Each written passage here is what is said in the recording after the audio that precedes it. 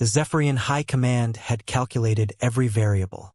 They had studied humanity for decades through intercepted transmissions, analyzing their wars, their politics, their endless internal conflicts. The conclusion was unanimous among their strategists. Humans were a fractured species, too divided to mount any meaningful resistance against a superior force. Admiral Kythex stood on the bridge of the flagship Dominion's edge, watching Earth's blue marble grow larger in the viewport.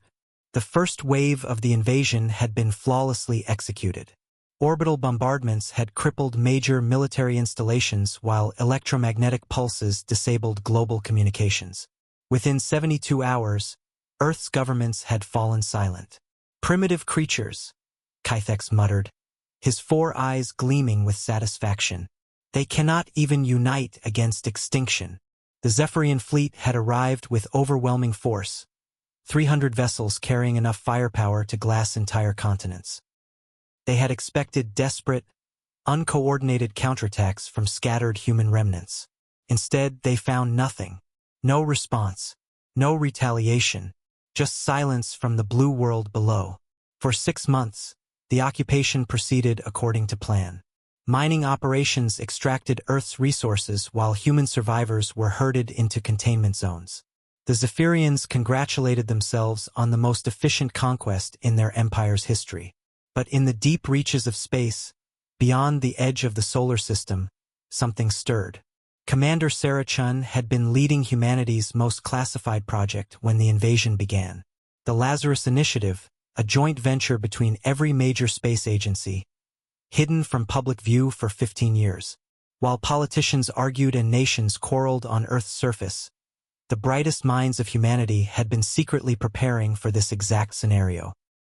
The fleet that emerged from the outer darkness was unlike anything the Zephyrians had encountered.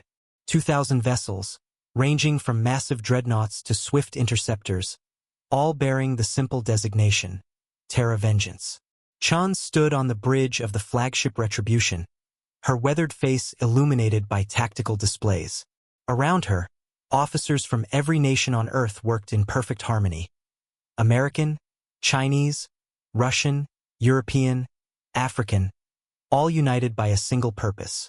"Admiral Kythex," she broadcast on all frequencies as her fleet dropped out of hyperspace. "You studied us well, but you missed something crucial. Humans don't just fight when we're angry.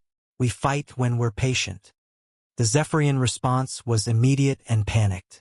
Their ships, spread thin across Earth's orbital space, scrambled to form defensive positions. But the human fleet moved with surgical precision, their tactics honed by decades of war games and theoretical planning. The battle was unlike anything recorded in galactic history. Human vessels, smaller but more maneuverable, darted between Zephyrian formations like angry hornets. Kinetic projectiles traveling at near-light speed punched through alien shields, while experimental plasma cannons turned enemy cruisers into expanding clouds of debris. Kythex watched his fleet disintegrate around him, his confidence crumbling with each destroyed vessel. The humans fought with a coordination that defied their reputation, each ship moving as part of a greater organism. "Impossible," he whispered as the Retribution closed distance with his flagship. "Our intelligence indicated." "Your intelligence was flawed," Chen's voice crackled through the calm. "You saw our divisions and assumed weakness. You didn't see our greatest strength.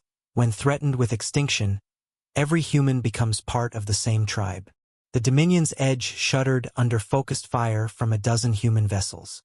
As his bridge began to collapse around him, Kythex finally understood the fatal miscalculation. The Zephyrians had observed humanity's surface conflicts but missed the deeper truth. Every human war had been practice, every division ultimately superficial when faced with an external threat. As escape pods launched from the dying Zephyrian fleet, Chun opened a final transmission to any survivors. "Tell your empire this," she said, her voice carrying the weight of 8 billion souls. "Humanity remembers its enemies, and we always collect our debts." The fleet of vengeance had arrived, and the galaxy would never underestimate Earth again.